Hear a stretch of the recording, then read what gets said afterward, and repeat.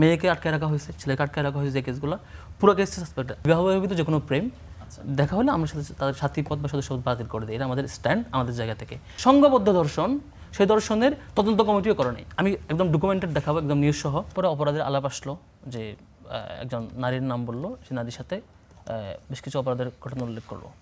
এখন আমরা যখন দেখি সেই নারীকে সেদিন বিকেল 5টা থেকে বাসায় গিয়ে উঠায় নেওয়া হয়, পুলিশ 15-20 জন সদস্য বাসায় গিয়ে তাকে উঠায় নিয়ে গিয়ে ডিবির জিম্মে, পুলিশের জিম্মে রাখা হয়। রাখার পরে তারপরের দিন ওই দিন সারা রাত রাখা হয়, পরের দিন সারা রাত রাখা হয়। এটা একটা পুলিশের বিবৃতি। এটা হচ্ছে ওই দিন রাত 1:38 বিবৃতিটা মিডিয়াতে দেয়। সেখানে পুলিশ লেখে যে ভিকটিম অমুক, তার নাম উল্লেখ করে লেখে যে এখানে ভিকটিমের নাম অলমোস্ট 11 বার উল্লেখ করছে এই বিবৃতিতে। তো বললে যে ভিকটিম অমুক থানায় হাজির হয়ে মামলা করে।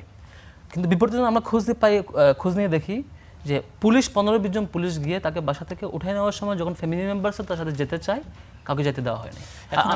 প্রশ্ন হচ্ছে আমি জাস্ট এক মিনিট সময় নেব। আপনি যেহেতু শুরু থেকে ঘটনাটা বলছেন, তার মানে পুলিশ যে তদন্তের বিষয়টা বলছে সেটাও আপনারা খোঁজ খবর করেছেন নিশ্চয়ই। তাহলে এইটা কি পরবর্তীতে এটার সত্যতাকে আপনারা পেয়েছেন? না, আমি জাস্ট এক মিনিটে শেষ করবো আপনার উত্তর সহ। তো যখন এরকম বারবার ঘটনা ঘটে এবং রাতের বেলা যখন পুলিশ আবার জিসানকে পাওয়ার পর তার সাথে আমাদের কথা বলতে না দেয়, আমাদের সব সোর্স বন্ধ।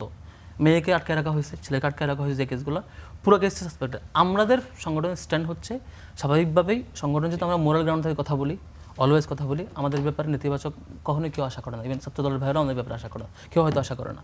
সেদিক থেকে আমরা অনৈতিক যে কোনো বিষয় থাকলে তার বিরুদ্ধে সাথে সাংগঠনিক স্ট্যান্ড নেই। এবং দুটো ব্যাপার, একটা হচ্ছে যেমন অন্যান্য সংগঠনে প্রেম করাটা ইজি বা নর্মালি দেখা হয় অ্যাজ ইউজুয়াল, আমাদের সংগঠন ইভেন প্রেমের ব্যাপারে আমরা স্ট্রিক্টলি দেখি যে যদি প্রেমও করে এক্সট্রা ম্যারিটাল নয়, বিবাহ বহির্ভূত যে কোনো প্রেম দেখা হলে আমরা তাদের সাথী পদ বা সদস্য বাতিল করে দিই। এটা আমাদের স্ট্যান্ড, আমাদের জায়গা থেকে।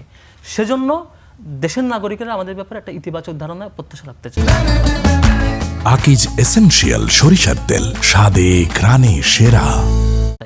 তো যখন এই কেস আসছে, এরকম যে কোনো কেস আসলে, প্রেমের কথা আসলেও আমরা এই অ্যাকশনে যাই সাধারণত। সেখানে যেহেতু গুরুতর কেস আসছে, পুলিশ যদি আমাদেরকে হেল্প করে যে আসলে কি, আমরা বলেছি যে যদি এরকম কোনো অনৈতিক অপরাধ করে থাকে, ক্রাইম, তাহলে আমরা শুধুমাত্র তার বিরুদ্ধে যাবই না, বরং ভিকটিমকে আমরা সকল প্রকার আইনি সহযোগিতা করব। এটা আমাদের রেগুলার স্ট্যান্ড, যে আমাদের কোনো সাংগঠনিক কেউ যদি ক্রাইম করে তার বিরুদ্ধে স্ট্যান্ড নিবই, ভিকটিমকে আমরা সকল সাপোর্ট দেবো। আর অনৈতিক প্রেম ইস্যুতে যে কোনো সাথী সদস্য প্রেম ইস্যুতে যদি জড়ায় থাকে, এবার আমরা ফিডব্যাক দেখি, ফিডব্যাক অ্যানালাইসিস করি। ফিডব্যাক যেটা হলো পুলিশের দিক থেকে এই ধরনের বারবার এই ফিডব্যাকগুলো আসছে, কথা বলতে না দেওয়া, আটকায় রাখা, ইনফরমেশন ব্লক করে দেওয়া, কোনো কিছু আমাদেরকে জানতে না দেওয়া।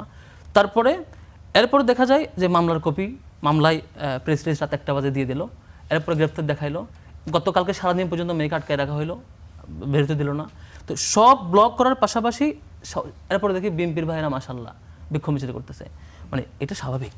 কেন স্বাভাবিক? বিক্ষোভ মিছিল স্বাভাবিক আমি বলি, ছাত্র শিবিরের ব্যাপারে স্বাভাবিকভাবে আপনি উদাহরণ দিলে বুঝবেন যে সাদা কাপড়ে যখন কালো দাগ লাগবে এটা খুব ভালো দেখায়, এটা কলমের কালি লাগলে দূর থেকে দেখা যায়। ছাত্র শিবিরের ব্যাপারে এইসব যখন আশা কেউ নাগরিকরা করে না। এ ধরনের ঘটনা যদি প্রেম, আমরা বলেছি যে প্রেমের ব্যাপারটা আমরা ভেরিফাই করেছি। কীভাবে? যখন সব সোর্স বন্ধ, মেয়ের বোন আমাদেরকে বলেছে যে আমরা এটুকু জানি যে সম্পর্ক ছিল, এই ফ্যামিলিও কনফার্ম করে প্রেমের সত্যতা পেয়ে আমরা বহিষ্কার করি। কিন্তু ফিডব্যাক, নাগরিকদের ফিডব্যাক আমরা ওয়েলকাম করি, যারা আমাদের ক্রিটিক করেছেন। ছাত্র শিবিরের আপনার ভালো প্রত্যাশা করেন, ক্রিটিক করতে পারেন।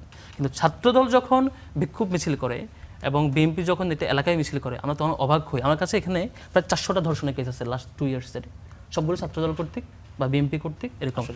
আমি সবগুলো আপনাদের পড়ে শোনাবো একটু পরে, নেক্সট পড়বে।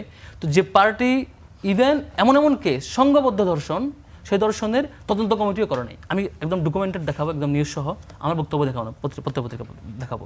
তো আবার যখন দেখি ওই ঘটনা, আজকে দেখেছেন যে পুলিশের একটা ধর্ষণের ঘটনা, পুলিশকে বরখাস্ত করছে, গ্রেফতার করে নাই, রিপিটেডলি এগুলো চলে। আর আমার যখন সব সোর্স বন্ধ করে দিবেন, আটকে দেবেন, আমি তো পুলিশকে সন্দেহ করবোই। তখন আপনি ওপেন রাখেন সোর্স, আমাকে জানতে দেন। তো এই প্রক্রিয়াগুলো, রেসপন্সগুলো খুবই হতাশাজনক ছিল। আজকে দেখলাম প্রথম আলো রিপোর্ট করেছে একটু আগে যে চোখ খুলছেন না তিনি। তারপর আমরা ডক্টরকে ফোন দিলাম, আমার কাছে আপনি স্ক্রিন কারেন্টগুলো আমি প্লে করতে পারবো। ডক্টর বলছে আমরা প্রথম আলোকে এই ধরনের কোনো কমেন্টই দিই নাই। তাহলে এই ধরনের কোনো কমেন্ট না দিলে প্রথম আলোর সাথে নিউজ করছে যে সে নাকি অভিনয় করছে, চোখ খুলছে না ধরনের।